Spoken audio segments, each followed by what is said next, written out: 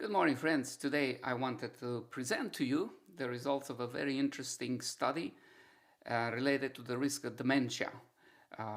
As you probably know, the incidence of dementia has been growing over the last several decades, and people have been searching for reasons why. And one of the aspects that is less thought of when it comes to Alzheimer's and other forms of dementia is the use of alcohol. We know that excessive drinking affects the brain and causes a specific form of alcohol-related dementia.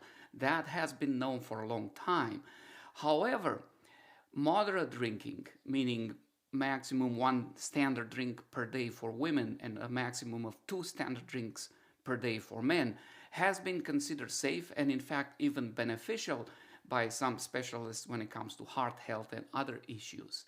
Today I want to present to you a study that has been published recently by a group of researchers from the King's College in London, showing that there is a connection between moderate drinking and the risk of dementia. This group of researchers have been involved for some years now in a larger study called the PROTECT study, which basically looks at what helps the brain stay functional in old age and what damages it, what increases the risk of things like dementia. So what they have used in this test, they have looked at about 15,582 people aged 50 and over from this PROTECT study, and they have defined risky drinking. Risky not so much in the sense of people getting drunk and acting like drunk people and getting in trouble for that, but risky in terms of the threshold above which they see damage down the road in the sense of risk for dementia, for example. So they have defined the risky drinking in that respect as drinking or having a score of 4 or above on this alcohol use disorders identification test or the audit test. And I wanted you to have a look at this with me. This is the audit test. You can find it online at auditscreen.org. And basically what it is, it's a simple 10-question questionnaire where they ask you a few things. I'm going to blow it up here so you see better. And especially when it comes to frequency of consumption, I want you to see what it takes to get a score of 4 or above on this test. So I marked here 4 or more times per week drinking, no more than 1 or 2 drinks per occasion. This is well within the range of what's considered moderate safe drinking.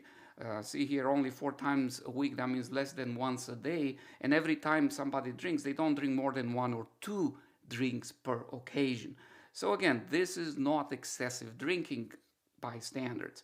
And then I checked never for all these other risky or measures of risk in terms of drinking when it comes to the rest of the questionnaire. So let's go and see how many points do I get with that. You see here, I already scored 4 on this, just drinking 4 times a week, 1 to 2 drinks during that time. So in other words, it doesn't take much. It's not that you have to get drunk or binge drink or do anything super egregious to get to that level of score, a score of 4. Now, in their article, to come back to that, what they have seen after they studied this group of people is that they follow them for 2 years, and they measured at the beginning when nobody showed any signs of dementia. They seemed to be fine. And then 2 years later, they looked at people who got a score of 4 or more on this audit test versus people who scored less, and compared how they did at 2 years in terms of some of those tests that measure memory and cognition and brain function. So what they have seen here is that risky drinking, meaning getting a score of 4 or more on that test at baseline, that is at the beginning of the test, predicted declining cognitive function on several parameters. And after they adjusted for confounding variables, they have seen that at 2 years, verbal working memory and spatial working memories were significantly decreased in the people who were drinking compared to those who were not. What this is telling us really is that drinking, even at moderate levels, at safe levels, is really not that safe.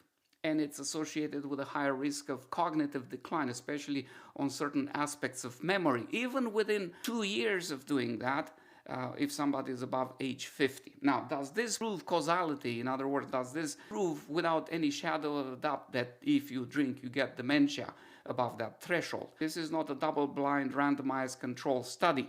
This is more of a potential cause by association, but is not as strong to prove without any doubt that there is a causal relationship within drinking and memory loss. There could be other things for sure. However, do I want to find out? No. I don't drink, and I recommend that nobody drinks. I think alcohol is toxic in so many ways, and according to this, there is a good possibility, there is a good chance that even small amounts of alcohol, like, a glass of wine a few times a week, is going to increase somebody's risk of dementia, especially if there may be other factors in the picture that would increase somebody's risk. In any case, I hope you find this helpful and interesting. Looking forward to your comments as always. Until next time, you stay healthy, you stay away from alcohol, and you stay safe.